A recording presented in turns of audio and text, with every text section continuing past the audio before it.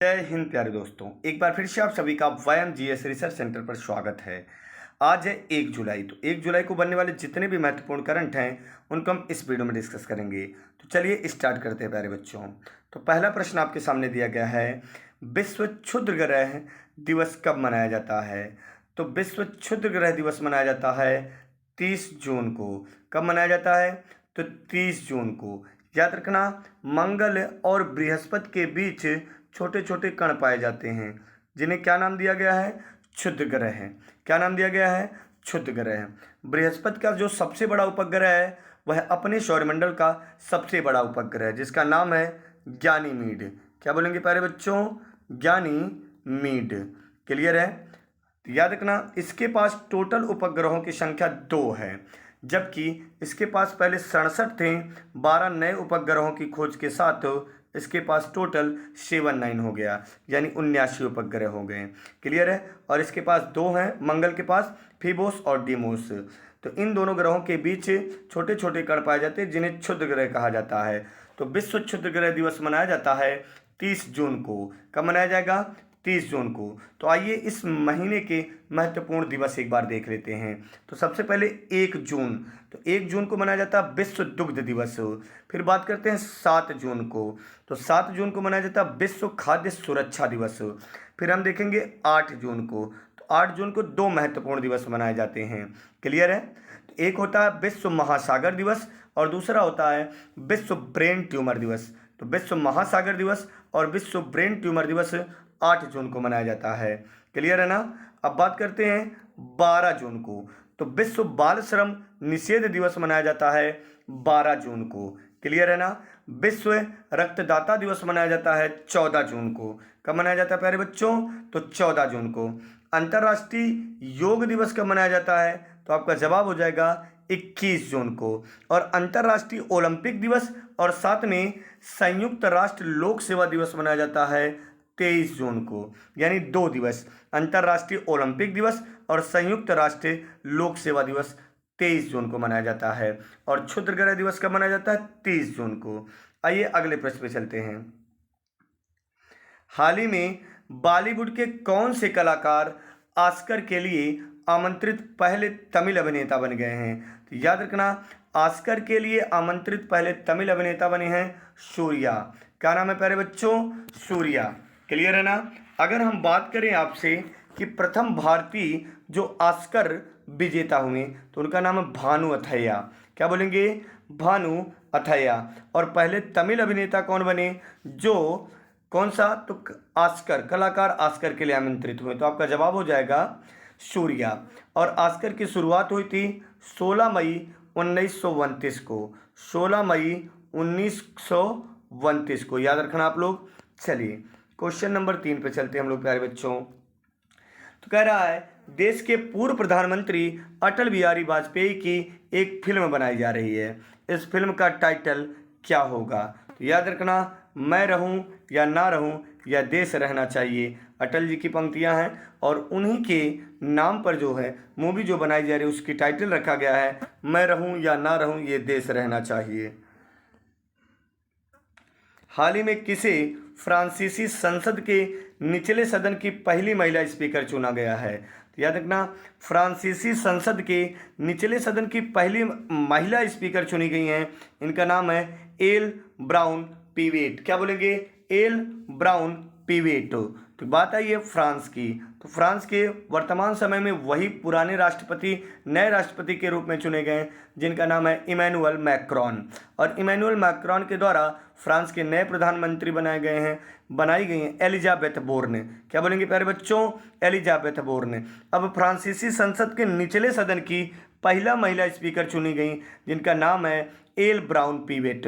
नाम याद रखना प्यारे बच्चों, एल ब्राउन पीवेट। क्लियर है ना? क्वेश्चन नंबर 5 देखेंगे। हाल ही में उद्धव ठाकरे नीति मंत्रिमंडल ने राज्य के मारवाड़ा क्षेत्र के 2 शहरों औरंगाबाद और उस्मानाबाद का नया कौन सा नाम रखने की मंजूरी दी है? तो याद रखना, उद्धव ठाकरे नीति मंत्रिमंडल ने राज्य के मारवाड़ा क्षेत्र या मराठवाड़ा क्षेत्र के 2 शहरों औरंगाबाद और उस्मानाबाद का नाम क्या रखा है? संभाजी नगर और धाराशिव। क्या बोलेंगे? संभाजी नगर और धाराशिव। औरंगाबाद का नाम बदलकर संभाजी नगर और उस्मानाबाद का नाम बदलकर धाराशिव। क्या रखा गया? धाराशिव रखा गया। क्लियर है? हाल ही में कहां पर पशुपालन और डेयरी विभाग द्वारा वन हेल्थ पायलट लॉन्च किया गया है? तो याद रखना बेंगलुरु। तो बेंगलुरु में पशुपालन और डेयरी विभाग द्वारा वन हेल्थ पायलट लॉन्च किया गया। क्या? वन हेल्थ पायलट लॉन्च किया गया। कहाँ पर? बेंगलुरु में। तो बात आई है बेंगलुरु, तो याद रखना इसे सिलिकॉन वैली कहा जाता है। क्या कहा जाता है? Silicon valley. कर्नाटक की राजधानी क्या है? बेंगलुरु। यक्षगान कहाँ का लोक नृत्य है? तो आपका जवाब हो जाएगा बेंगलुरु। याद रखेंगे ना आप लोग? चलिए अब हम बात करते हैं आगे।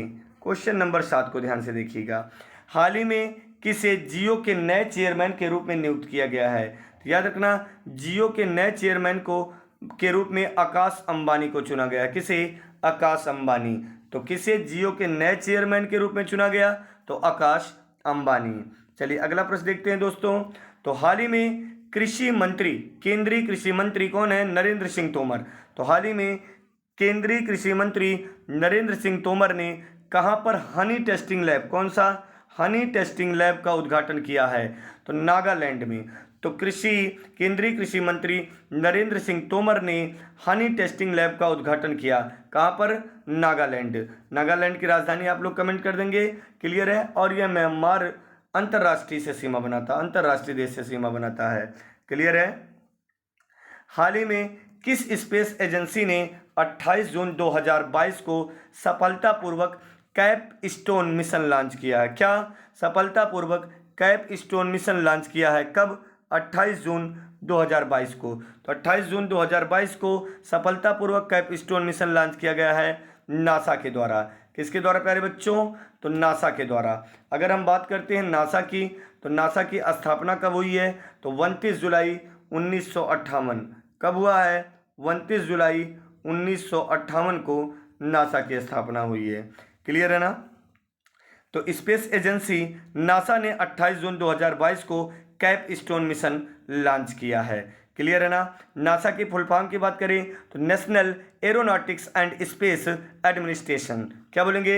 National aeronautics and space administration. Clear है प्यारे बच्चों? बात करते हैं यहीं पर अगर इसरो की, तो इसरो की स्थापना कब हुई है? तो आपका जवाब हो जाएगा 15 अगस्त 1969 को। क्लियर है? 15 अगस्त 1969 को। चलिए हम लोग आगे चलते हैं। हाल ही में जोमैटो कितने करोड़ रुपए में ब्लिंक कॉमर्स के अधिग्रहण की घोषणा की है? तो याद रखना 4447 करोड़ रुपए का। कितना? 4447 करोड़ रुपए में जोमैटो ने ब्लिंक कॉमर्स के अधिग्रहण की घोषणा की है। Blink commerce. क्लियर है?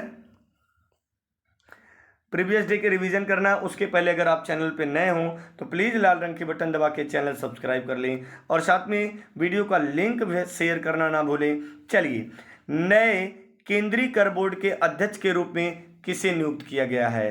तो नए केंद्रीय कर बोर्ड के अध्यक्ष के रूप में नितिन गुप्ता को नियुक्त किया गया है। प्रीवियस डे के प्रश्नों का नियम वही है कि वीडियो को पॉज करके आपको आंसर देना रहेगा और लास्ट में आपको कमेंट भी करने हैं आपके कितने सही हैं। डाक कर्मयोगी किसके द्वारा विकसित किया गया एक लर्निंग पोर्टल है? तो याद रखना डाक विभाग के द्वारा डाक कर्मयोगी विकसित किया गया एक पोर्टल है। किस भारतीय पूर्व हॉकी खिलाड़ी का 75 वर्ष की उम्र में निधन हो गया? तो आपका जवाब हो जाएगा वरिंदर सिंह। उम्मीद करेंगे प्रीवियस डे के इन तीनों प्रश्नों में आपके तीनों प्रश्न सही होंगे। बेस्ट ऑफ लक दोस्तों।